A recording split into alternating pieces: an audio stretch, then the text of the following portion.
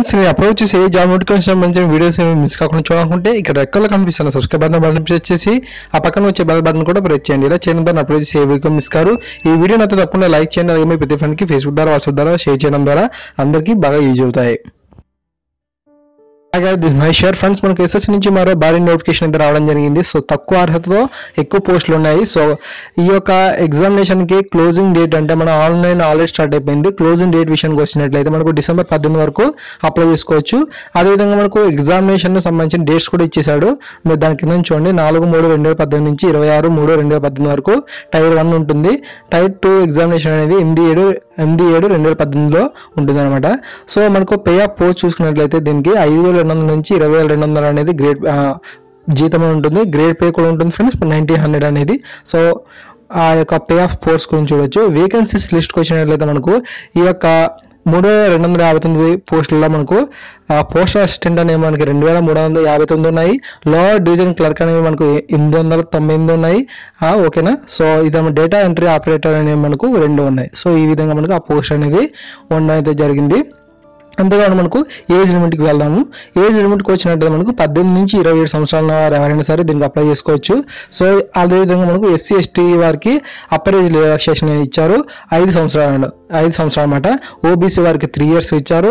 PWD క్యాండిడేట్స్కి 10 years ఇచ్చారు. So ఆ యొక్క ఇన్ఫర్మేషన్ కూడా మీరు నోటిఫికేషన్ చూడొచ్చు. కింద నోటిఫికేషన్ యొక్క లింక్ అనేది ఇస్తాను. ఓకేనా. ఆ యొక్క లింక్ని క్లిక్ చేసినట్లయితే మీరు ఆ పేజ్కి వెళ్ళిపోయి డౌన్లోడ్ చేసుకుంటారు.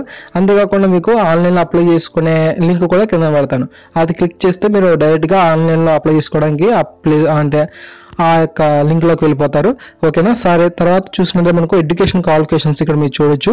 ఇంటర్మీడియట్ చదివిన వారైనా లేదంటే దానికి సరిసమానమైన చదువుని చదివిన వారైనా అప్లై చేసుకోవచ్చు.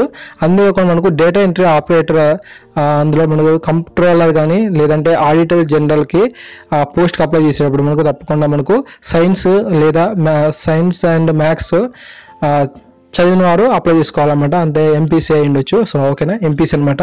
12వ తరగతిలో మనకు సైన్స్ కానీ మ్యాథమెటిక్స్ చదివిన వారు దీనికి అప్లై చేసుకోవచ్చు. ఓకేనా, ఆ యొక్క ప్రత్యేకమైన పోస్ట్కి.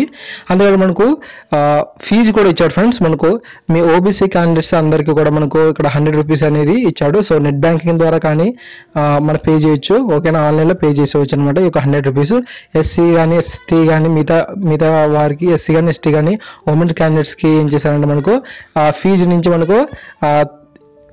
మనకు మినహాయింపుగా ఇచ్చారు. సో వీరికి ఫీజు అయితే లేదు, డైరెక్ట్గా వెళ్ళి అప్లై చేసుకుంటే సరిపోతుంది.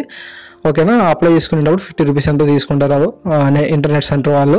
ఓకేనా.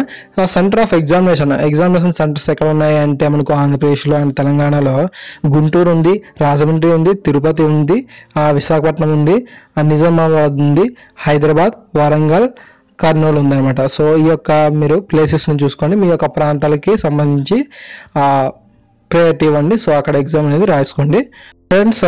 ఇప్పుడు మనకు స్కీమ్ ఆఫ్ ఎగ్జామినేషన్కి వెళ్ళిపోదాం.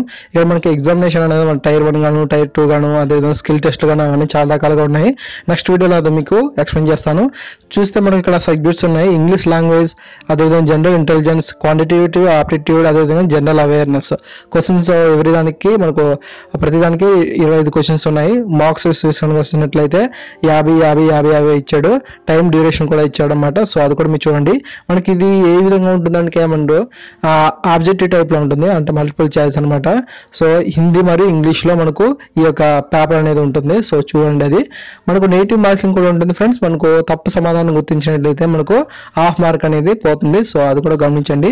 ఈ యొక్క సిలబస్ గురించి నేను నెక్స్ట్ వీడియో అనేది ఇప్పుడు అప్లోడ్ చేస్తాను ఇంకొక కొంచెం టైంలోని.